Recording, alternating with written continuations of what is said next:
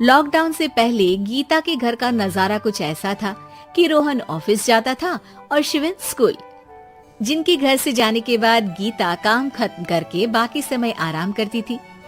लेकिन लॉकडाउन के बाद ऑफिस और स्कूल घर में ही खुल गए और इससे गीता का हाल वो तो आपको देखने में ही मजा आएगा।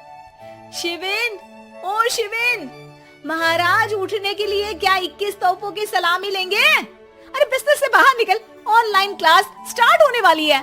अरे तुम भी हद करती हो, स्पीकर की तरह चिल्लाने की क्या जरूरत है? दिख नहीं रहा मेरी कॉन्फ्रेंस चल रही है। अब कैमरा और स्पीकर ऑन कर रहा हूँ, मुझे कोई शोर नहीं चाहिए।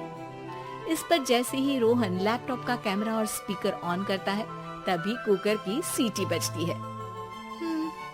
करा लो अब इसे चुप। लॉकडाउन नहीं हुआ, मेरी मौत का फरमान जारी हो गया। दोनों बाप बेटे ने नाक में दम किया हुआ है। ऐसा बोलकर गीता वहाँ से शिविन के कमरे में पहुँच जाती है, जहाँ शिविन अभी भी सो रहा होता है। ओ आलसी, अब अगर 5 मिनट में नहीं उठाना तो आज तेरा गेम और यूट्यूब कैंसिल। माँ की बात सुनकर शिविन बिना 1 मिनट गंवाए उठ खड़ा होता है। उठ गया, अभी नहाकर भी आता हूँ। ये नाटक कहीं और, मुंह पर गीला कपड़ा मार और पढ़ने बैठ। शिविन की ऑनलाइन क्लास स्टार्ट हो जाती है, जिस पर गीता उसे वहाँ बिठाकर रसोई में चली जाती है। थोड़ी देर में उसे कमरे से कुछ आवाज सुनाई देती है, जिसे सुनकर वो कमरे में वापस आती है।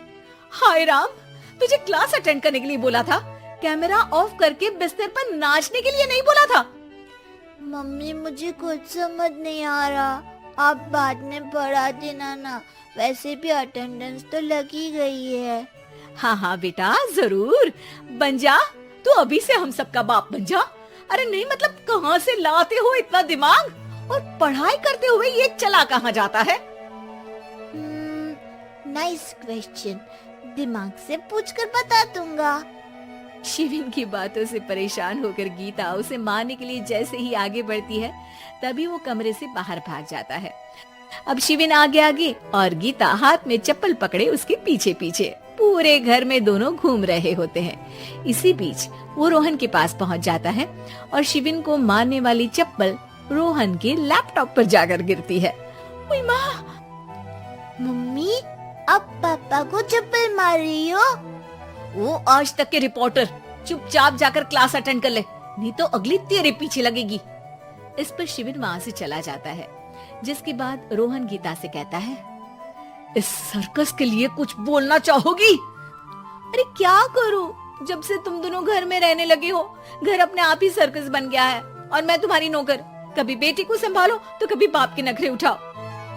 इन्हीं सब उथल पुथल में दिन बीतते रहते हैं, जिसमें हर रोज घर के अंदर कुछ नया सियप्पा खड़ा मिलता है, जो ज्यादातर शिविन और रोहन के ऑनलाइन स्कूल और ऑफिस से रिलेटेड ही होता है। एक सुबह, शिविन चल उठ, आज की क्लास जल्दी है। कैमरा ऑफ करके आप अटेंड कर लो। अरे ऐसे छित्तर पड़ेंगे, दादी नानी सब एक साथ याद आ जाएंगी। गीता की लाख मशक्कतों के बाद क्लास तो खत्म हो जाती है, लेकिन उसके बाद शिविन फोन इस्तेमाल करते हुए इंस्टाग्राम रील बनाने लगता है। रसोड़े में कौन था? तुम थी, मैं थी, कौन था? कौन था? हाँ, मैं गरीब हूँ। अरे ओ गरीब के बेटे, आजा, मैं बनाती हूँ तुझे गरीब। मैं बताती हूँ रसोड़े में कौन था। पढ़ाई करने बोलो तो इनकी माँ मर जाती है, और ये पागलपंतियाँ जितनी मर्जी करा लो। गीता शिविन को डांट रही होती है, तभी रोहन बीच में बोल पड़ता है। अरे बच्चा ही तो है, इतना गुस्सा क्यों कर रही हो? बेटे का साथ देने की इसी एक कोशिश में अब शिविन के साथ साथ रोहन भी गीता के गुस्से की सूली पर चढ़ जाता है। अगर बेटे पर इतना ही प्यार आ रहा है तो इसे क्लास अटेंड क्यों नहीं कराते? इसका होमवर्क क्यों नहीं कराते? उस समय तो बहुत जल्दी मीटिंग आ जाती है। वो काम मैं करूँ और यहाँ इस बेफिजूली की चीज में तरफदारी करके बन जाओ महान।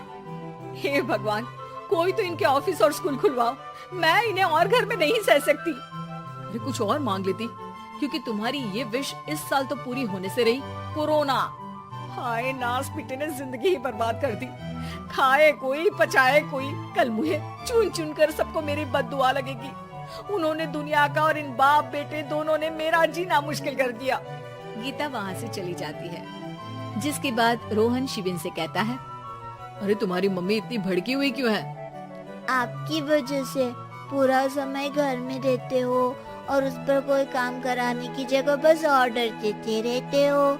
अच्छा बेटे, सारा इल्जाम मुझ पर, पूरा दिन तो वो तुम पर ही चिल्लाती है। हाँ, मतलब दोनों का 50-50 है, कुछ करना पड़ेगा। वो कहते ना, make the best out of worst. I have an idea. वैसे तुम्हारी माँ सही कहती है, बहुत जुबान चलाने लगे हो, कम बोला करो। अगली सुबह रोहन और शिविन अपनी गलती को सुधारने के लिए गीता के उठने से पहले घर का आधा काम खत्म कर देते हैं, जिसे देखकर गीता खुश हो जाती है और फिर बाकी बचा काम वो तीनों मिलकर पूरा कर लेते हैं। जिसके बाद अब वो सब मिल बांट कर हर काम में एक दूसरे की मदद करते हुए लॉकडाउन का मजा लेने लगते हैं।